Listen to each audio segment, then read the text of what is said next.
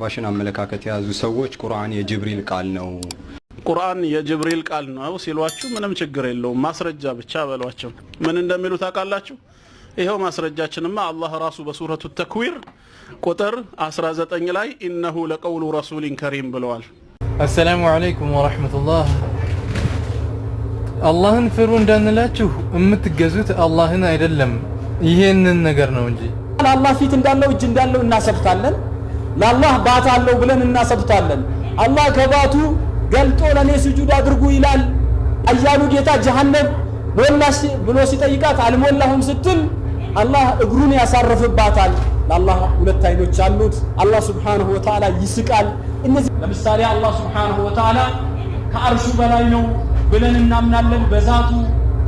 ስለዚህ አላህን ፍሩና ተው እንደዚህ አትዋሹ ብንላችሁ የምትፈሩት ይሄንን ፍጡር ስለሆነ ፍጡርን መፍራት እናንተ ዘንድ ደግሞ ምን እንደሆነ ታውቃላችሁ ምንድነው የምትባሉት እስኪ እናንተ ሰዎች እስኪ አንድ ቦታ ቁርአንን የጅብሪል ንግግር ነው ያልንበት ካለ እስኪ ያሳዩን ኧረ ተው አንድም ቦታ የለም ለምንድነው የምትዋሹብን ዛሬ አህባሽ ጋር ስትመጣ ቁርአን ከላም አላህ አይደለም ይልሃል ቁርአን ከላም ጅብሪል ነው ይልሃል በጣም አስረግጠው የሚናገሩት ነገር ليس من تصنيف ملك ولا بشر የሰውም ልጅ ይሁን የመላእክት ድርሰት አይደለም ቁርአንም ይሁን ሌሎች ሰማያዊ የሆኑ ኪታቦችን መخلوق ብለን على الاطلاق አንጠራም ያሉ ነው የአንድ ሙእሚን መገለጫ ከሆኑት መካከል አለመዋሸቱ ነው ውሸትን መጥላቱ ነው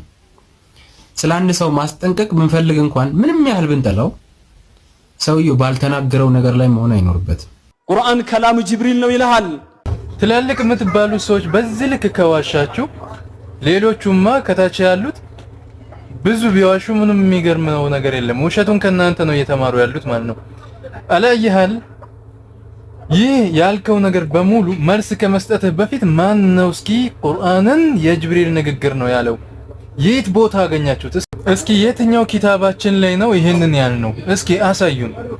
እንደው ማናችሁም ሆኑ እዚህ ኪታባችሁ ላይ ቁርአን የጅብሪል ንግግር ነው ብላችኋልስ ብላችሁ እስኪ አሳዩን ታው አትዋሹ አይጠቅማችሁም አላህን ፍሩ አትባሉ አላህን አታውቁም ፍጡርን ነው የምትገዙ ስለሆነ ሌላ ምንም የሚባል ነገር አለ ለማንኛውም ከዚህ በኋላ ወዶቼ አድርሱላቸው አለ የሚሉ ካሉ መልስ ይስጡኝ ከዚህ በኋላ ግን እያንዳንዱ በዚህ ጉዳይ ላይ የናንተው መሪዎች ስለ ቁርአን ምን ብለዋል አንዱን ደግሞ ካፊር ነው እንደሚል በማስረጃ በተርቲቡ በክፍል ጀላችሁ መመጣ ይሆናል ሼር ያደረጋችሁ አድርሱላቸው አህለ ሱናዎችም ዋብያዎችም እንዲያዩት አድርጉ ወሰላሙ አለይኩም ወራህመቱላሂ ወበረካቱሁ